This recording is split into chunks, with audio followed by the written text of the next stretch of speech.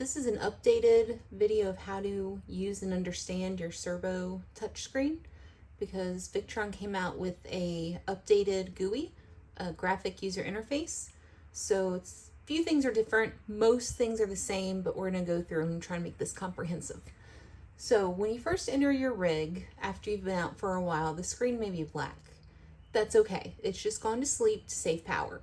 All you have to do is gently tap anywhere on the screen and it will come to life.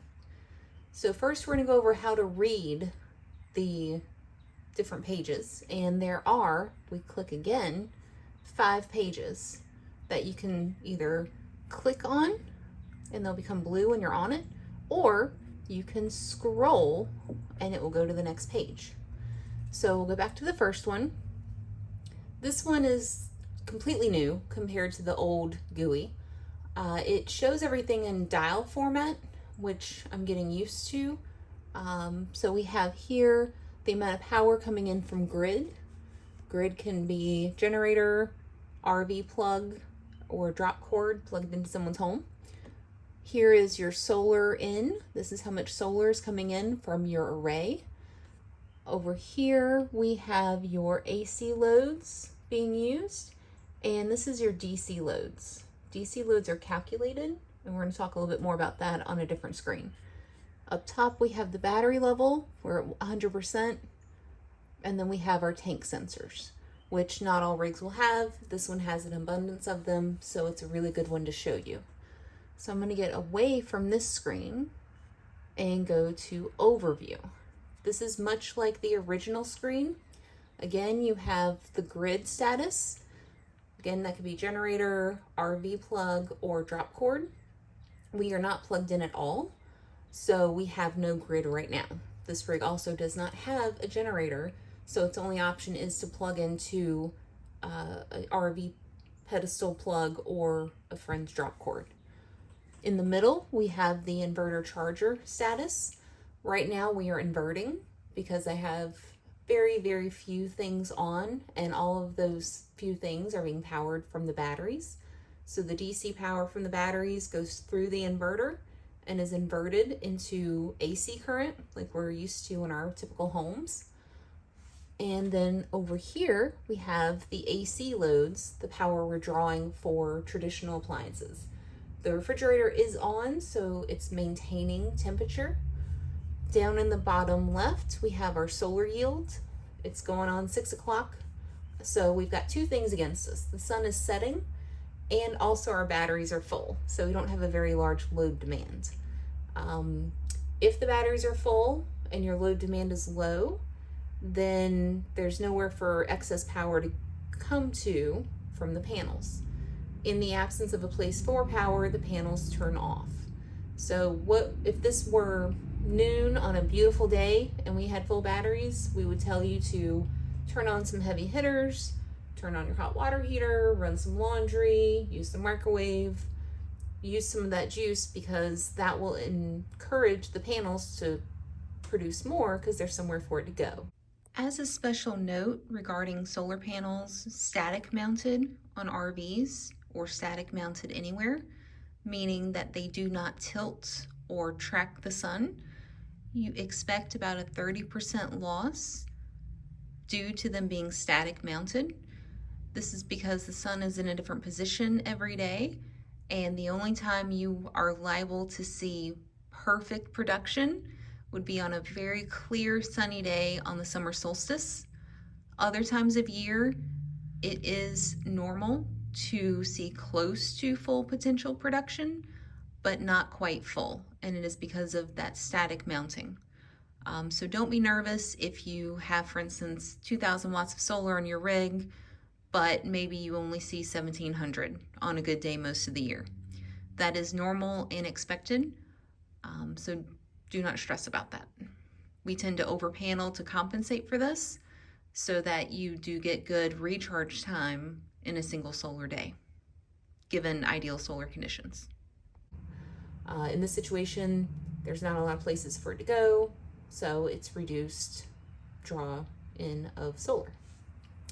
Battery is sitting at 100%, and that's great. That's what we want. Over here, you have your DC loads. DC loads are a calculated value. It's everything that's left over because all of these other values are accurate. When your DC load shows up as a negative value, it actually means that DC power is coming into the battery, into the system. So right now we're bringing in 9 to 10 watts of DC power. And we're doing that because one of these panels on this rig from the factory is hooked up to a non-Victron charge controller. Because it's not integrated with the system, it doesn't show up over here. It's showing up as an extra DC load in. Now, the other time that you'll see DC load power coming in as a negative value is if you have alternator charging, which this rig does, but it's not hooked up to its tow vehicle, so we're not seeing any of that power in for DC.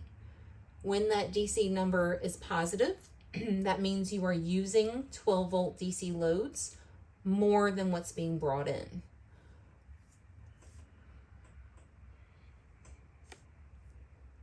You can also see the flow of power via these little lines, and there are ants that run along them. So we know that solar is going into the battery and we're inverting and sending power out. If we scroll to the next screen, we will see tank sensors, temperature sensors. These are Bluetooth. These have been integrated by us. If you don't have these, then this will just be a blank screen. That's okay. This rig happens to have 4 water tank sensors, 1 for fresh, 3 for gray. They're all empty, so that's why they're not showing right now. And 2 propane tank sensors, which are showing their actual volume right now. If you click on this screen instead of swiping, you can switch from tanks to environmental. Environmental will show you any, if present, temperature sensors. We've installed 2 temperature sensors into this rig, one to monitor the kitchen temperature because there may be pets on board, and the other we've put into the equipment bay because that's where we're going to generate a lot of heat when the rig is under heavy charge and discharge. So we can monitor that temperature. We're able to integrate fans in the equipment bay to pull out hot air when a certain temperature is reached. It's all programmed with relays through Victron. So now we're going to go to the next screen, which is notifications. This is a screen that if Victron senses anything odd, it could be dirty power that has unstable voltage or frequency. It could be overcharge, overcurrent, any weird issue that Victron senses. It will send a notification here and you'll get an alarm. Now the alarm may cause an audible alarm to go off via the touchscreen. If that happens, simply tap the alarm. It will stop yelling at you. If you have your rig set up for Wi-Fi, then we can remote in when you have one of these alarms and check the system, which is what we prefer. If you don't have internet set up on your rig yet and you have an alarm, please take a picture of this screen and send it to us before you call, and that way we have an idea of what's going on. And the final screen is your settings. Now, as an authorized Victron installer, most of these settings have been preset for you, so there's not a whole lot for you to do. However, we will go through a couple of these so you can see what they look like. Device list will tell you all the devices installed onto the system, and on the right, it will give you a bit of data on those devices. This one, for instance, we have 3 MPPT charge controllers that are Victron, so you'll have 3 different ones show up. That is because we have 1 line of panels on the driver's side to 1 controller, 1 line of panels on the passenger side to another controller. This is going to help prevent shading issues affecting those 2 separate lines of panels. And we have a deployable charge controller so that the customer can plug in some flexible solar panels or solar suitcase and plug in when they're on site for a little extra bump in power. You can click on these and see more detail. For instance, if we click on the solar, you can see the yield from today, the voltage, the current, the loads and history and such. Now, going back to the settings that you are welcome to mess with, General is going to allow you to let us remote in. So right now, both the end user and us have access to the system, which is very helpful if you need our help remotely. Say you're in Alaska and we're in North Carolina. If we have access and Wi-Fi, we can remote in and address issues, push firmware, change settings as we need. Network, you've got remote support, which will probably turn that on. Audible alarms, you can turn those off if you don't want the touchscreen to yell at you. And then the other firmware is a nice one. So occasionally your equipment may need firmware updates. If you're connected to Wi-Fi, you can go and check online updates and you can check for them. If you check for them, it will show you either yes, there are some available, or in this case, these are all completely updated because we just finished the system. The only piece of equipment we ask that you never, ever, ever, ever update is your inverter, the inverter charger, the Multi-Plus, the Quattro. The reason that you never update the inverter charger is because if you update it, it will lose its program settings that we've set. The only way, it'll go back to default. The only way for us to reset those back to what they should be is to physically come out, which if you're in Alaska, that's a problem. So you can update the charge controllers, the Cerbo, the shunt. Just please do not update the inverter.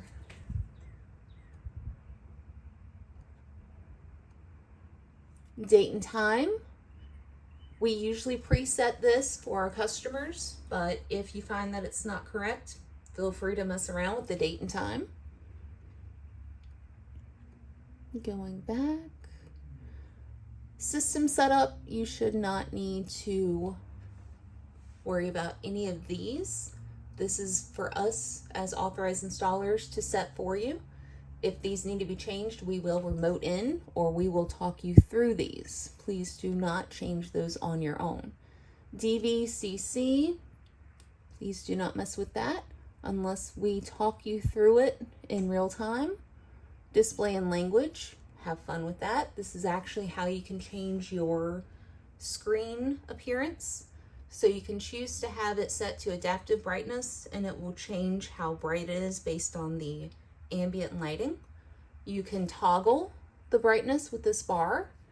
You can change how long it will take before the screen times out.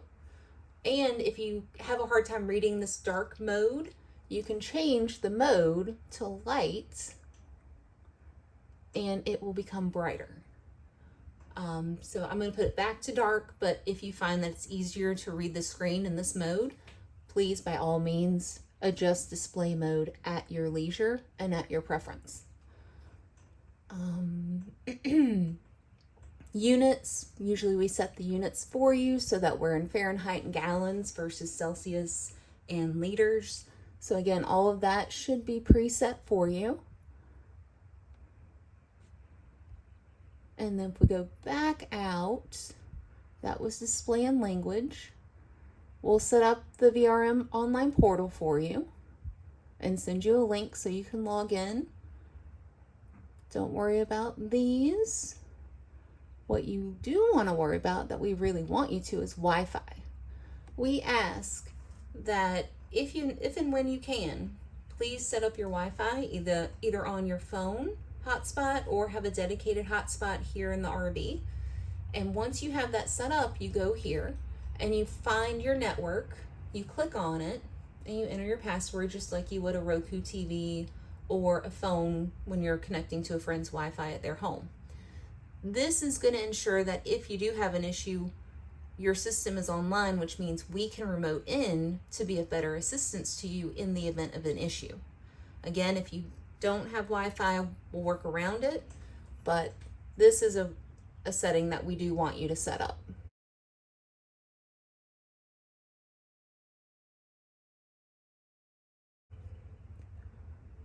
modem, GPS, Bluetooth, generator start stop. This rig does not have a generator. If you have a generator and you select to have us do an auto gen start, then you would have options on this page where you could set and adjust the conditions of when your generator starts and stops. If you have a generator and we do the auto start, we will preset based on state of charge. Usually we'll set it to turn on at 20% and to turn off at 80%. Going above 80 becomes fuel inefficient, and we prefer to let the solar take care of that because it's more efficient use of fuel. You'll be able to set run times based on maintenance as the manufacturer recommends, and you'll be able to set quiet hours to ensure the generator does not start up during quiet hours at an RV park. So there will be more functions here that you can set conditions if you had a generator in play with an auto start.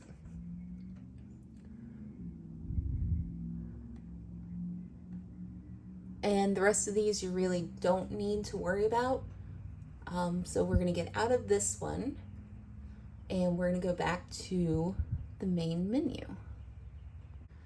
Now that we're back at the menu that I like, which is called Overview, I'm going to show you a way that you can get to your device list quicker than going through settings. So instead of clicking on settings and finding a device, one of the really cool things that you're going to want to do is when you go to an RV park or you go to a friend's house and you want to plug in, you're going to use your shore power plug.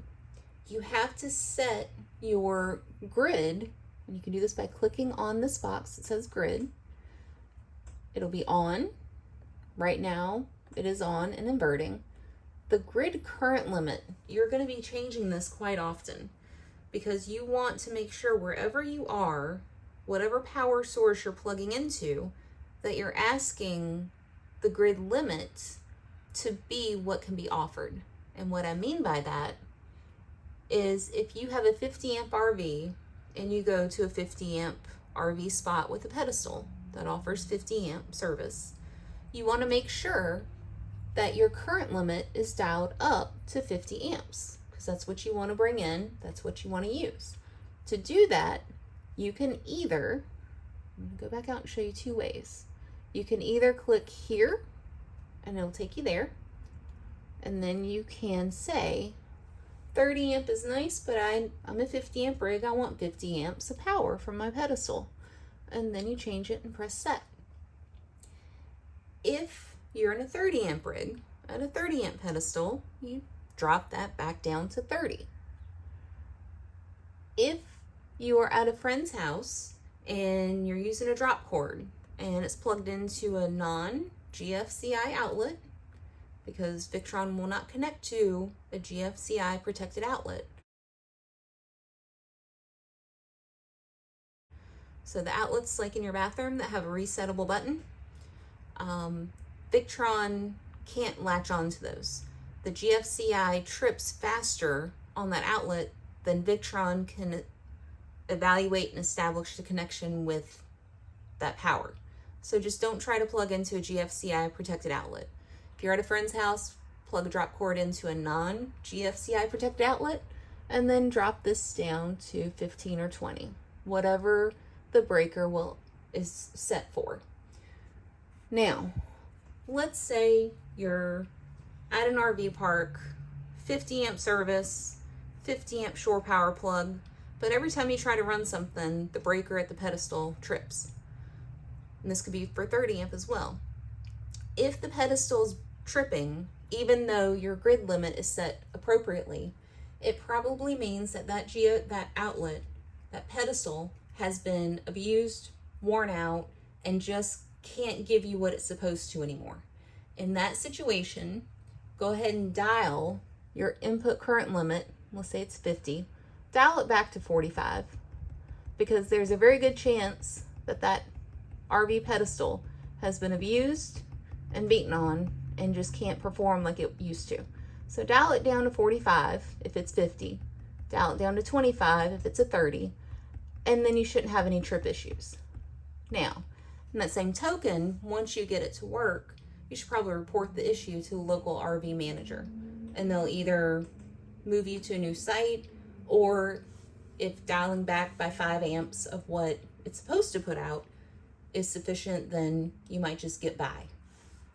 So we'll put that back to 50, we'll set it, and this is going to change depending on where you are hooked up. Again, you only want to ask for the amount of amperage that the power source can give you. Now, the even easier way to get there without clicking here is, see that little icon up top? You click on that, you can change it right here, which is really nice. So there's a few ways to do it. I would use the easiest and the most convenient. So I'm going to leave that alone. And then we're going to talk about mode. So the inverter with Victron has different modes. It has an on, a charger only, inverter only, and off.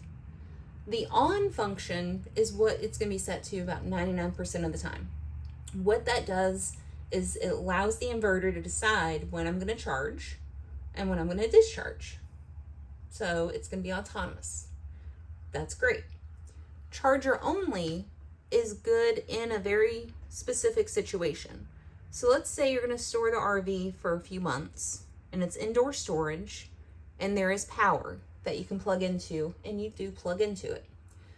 Charger only will allow the inverter to bring in power to the batteries, but it will not allow power to go out from the batteries to your 120 volt appliances. What that helps with is, in the event the storage facility loses power, if the inverter was set to on, as soon as it loses shore power, it's going to transfer and say, okay, nothing's at shore, I'm going to pull from the batteries and keep all this going. Which normally is fine, but if you're not there and you left something on, now you're just draining your batteries down. We don't want to drain your batteries down to zero. So charger only would be good in that situation, so that any 120 volt appliances that are accidentally left on won't drain your batteries. Now, this will not affect DC power draw, so DC lights, DC fridge, that comes straight from the battery. So you do want to make sure those items are off, because this inverter setting will not affect either way whether DC power can come out of your battery. Inverter only, I don't ever see a good reason to use that. And then off is really just if you don't want any charge coming in or any charge going out. So we like on and we like charger only. We don't really use or recommend the other two. So I'm going to leave it on. Hopefully that is helpful. And one other cool thing, if you don't want to look at the screen anymore, you want it to go to sleep, click there, it'll go back to sleep. You want it to come back on, bring her back on. So now that the sun has actually gone down, because we're not plugged into any power, there's another cool little feature that you're going to want to pay attention to that showed up. So when you are not bringing power into the system, or when you're using more power than you're bringing into the system, on the battery, you will see under discharging a day and time, or days and hours. That is telling you, based on the loads that are running right now, which granted is not very much, these loads could be maintained for 10 days before the batteries are dead. Now this is calculated, it takes about 3 minutes for the system to calculate a new load versus power in. So if I were to suddenly turn on lights and ceiling lights and change our power, then in about 3 minutes, that time remaining is going to change. Now, I didn't really turn on anything heavy, and the microwave's loud, but you kind of get the idea. So going into the night, this will help you decide when it's time to reduce loads and when it's time to plug in either to shore power or generator to give the battery a little boost. Because what we don't want is to run the batteries all the way dead, or the air conditioner to turn off in the middle of the night and then you wake up sweating. So this will only show up when you're discharging, because you're using more power than you're bringing in. So we're using 72 watts of DC loads because I turned these lights on. We're using 27 watts of AC load, and we're only getting 64 watts of solar because, again, the sun is setting. This is about 2,000 watts of solar, but when the sun sets, doesn't matter how much solar you have, sun's gone. So now we've got a plan for the evening and make sure that whatever we want to turn on is going to be able to sustain us throughout the night until the sun can come back up. Or we need to have a plan to plug in either to shore or generator. But this is a lovely value. If you don't see that value, it means that you're bringing more power in than you're using and that you can go indefinitely in that situation. You can also click on the battery twice and it will tell you time to go. Again, we're still at 10 days because I have a very low amount of power being asked for in the rig right now. If you see dashes instead of an actual day and hour count, that means more power is coming in than going out. So you're doing good. But this time of day, it's time to start planning so that we don't run out of power in the middle of the night.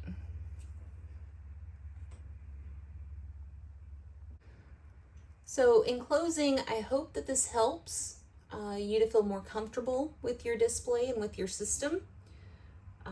This is, again, intended for our customers, our end users. If you are watching this as a DIY installer or a non-customer of ours, if you do need assistance troubleshooting, by all means, give us a call. If you are thinking of DIYing a system, we strongly discourage that. There is software programming that needs to be done. There are lots of considerations for safe installation. So, we have to maintain certifications through Victron to ensure authorized installership. If you want to learn more about the product, Victron Professional has tutorial videos and testing and certifications. But this is your home. This is important that it's done right and that it's safe. And we're always going to encourage an authorized installer versus a novice. If you are looking for an authorized installer, please check Victron's website. There is a where to buy button, and on that screen for where to buy, you can click installer, and there are a list of authorized installers across the country and across the world that Victron has given their blessing to. So please be discerning with who you allow to work on and install on your home, your rig, just because we want everyone to be safe. So happy journeys. We wish you many adventures and safe travels. Thank you very much and have a great day.